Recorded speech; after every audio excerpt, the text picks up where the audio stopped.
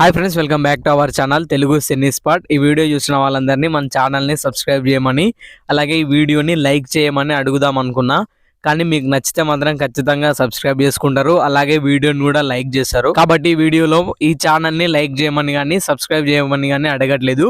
కానీ ఒక 50 లైక్లు కానీ ఈ వీడియోకి వస్తే మాత్రం చాలా హ్యాపీ. అయితే మన ఛానల్లో మూవీకి సంబంధించిన అప్డేట్స్ అయితే అప్లోడ్ చేయడం జరుగుతుంది, ఒకసారి అయితే చెక్ చేయండి. ఇక ఈ వీడియో టాపిక్ లోకి వస్తే, ప్రస్తుతం మన తెలుగు స్టార్ హీరోలు ఒక మూవీ చేసినందుకు ఎంత రెమ్యునరేషన్ తీసుకుంటున్నారో ఈ వీడియోలో తెలుసుకుందాం. ఇక మన తెలుగులో ఒక 10 మంది స్టార్ హీరోలు ఉన్నారనుకుంటే, నెంబర్ 10 లో నేచురల్ స్టార్ నాని గారు ఉంటారు.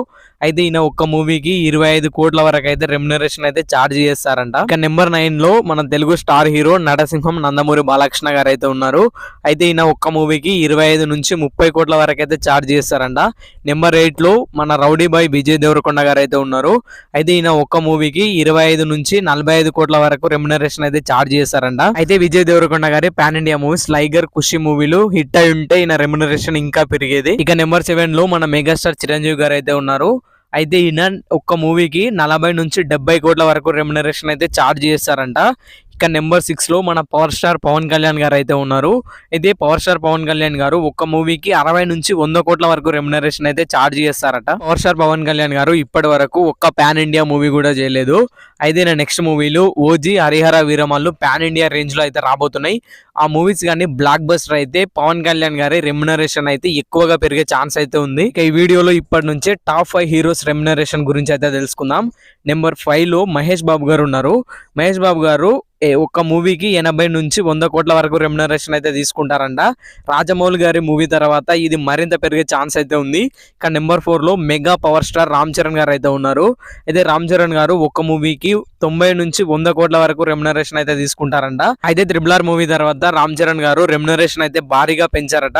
ఇక నెంబర్ 3 లో మన యంగ్ టైగర్ ఎన్టీఆర్ అన్న అయితే ఉన్నాడు. ఎన్టీఆర్ అన్న ఒక్క మూవీకి 90 నుంచి 100 కోట్ల వరకు రెమ్యునరేషన్ అయితే తీసుకుంటారంట.